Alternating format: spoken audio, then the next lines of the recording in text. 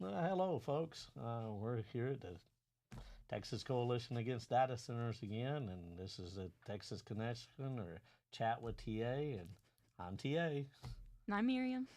And we just want to see if we can get a little conversation going, awareness, if you will, on things we see, and we want to know what your input is. And some of it's literally what I like to say follow the money and see where it goes. Absolutely. So,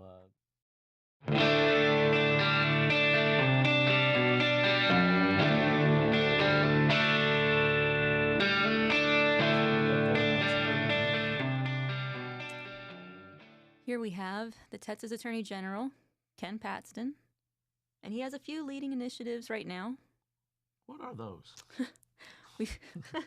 We've got border security, important, election integrity, important, human trafficking initiative, important, and then we have big tech. Big tech. Yeah. I'm sure you guys know my tagline on that. Big tech and data centers and stakeholders. So apparently he's interested in the same thing. He's done some antitrust laws, monopoly, things like that, with a guy that you might know, and the word company wise is BlackRock. And who's behind BlackRock? That's a great question. Well, I thought it was, since how we're leading into it. Here, we'll switch over to BlackRock and our favorite CEO, Larry Fink. Oh wow! Now, how does he fit into this? What we found on that chart over there? Well, Larry Fink seems to have his hands in every single project that's going up across Texas in some way, shape, or form. So, in other words, he's either the CEO or he's an investor or he owns the majority or almost the majority in these companies. Yep. What kind of companies are we talking about other than BlackRock?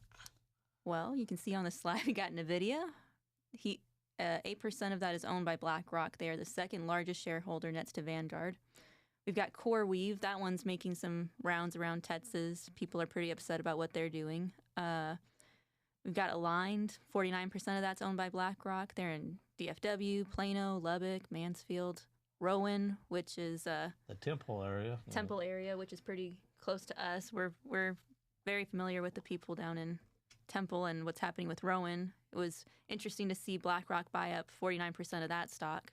And then you have CyrusOne.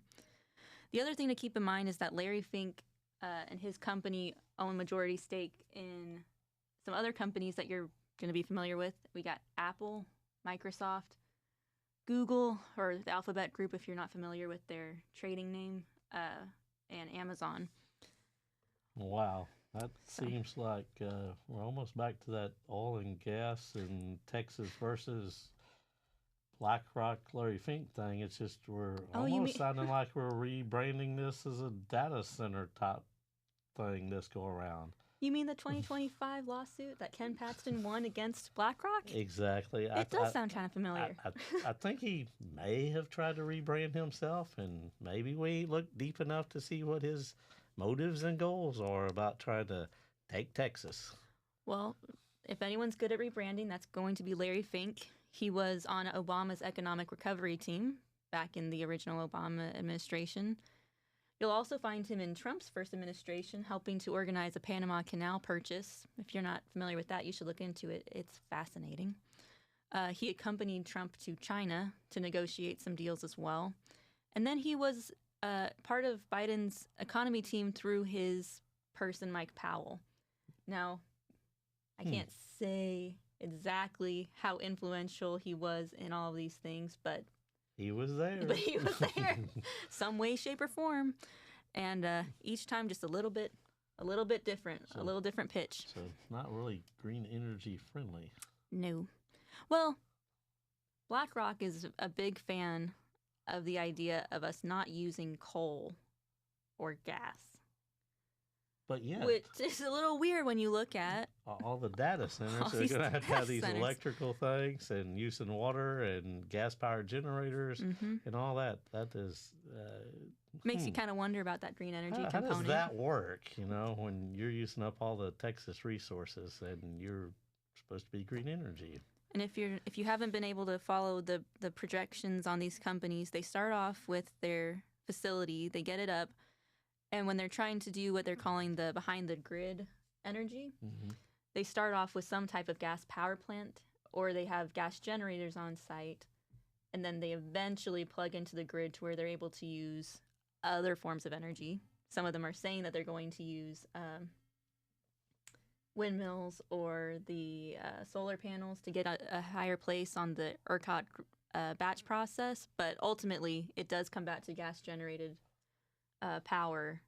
So when you look at all these companies and you think about how much power they're going to need, it's pretty staggering.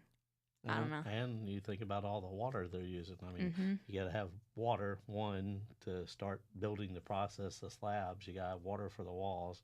You got to have water after you get the walls and the buildings built. You got to have water for the electricity, water for the gas. And then you finally get into the topic that everybody's talking about the most is the chips. That's like 4 waters before we get to the chips. Yeah. I mean, that's a lot of water.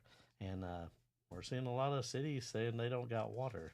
And then, of course, that's a whole other topic, too, about cities not having water. And that famous phrase of, oh, for the last 50 years, we're having a problem. I don't know why everybody's using the same number and the same pitch, but that's for another show. It's for another show.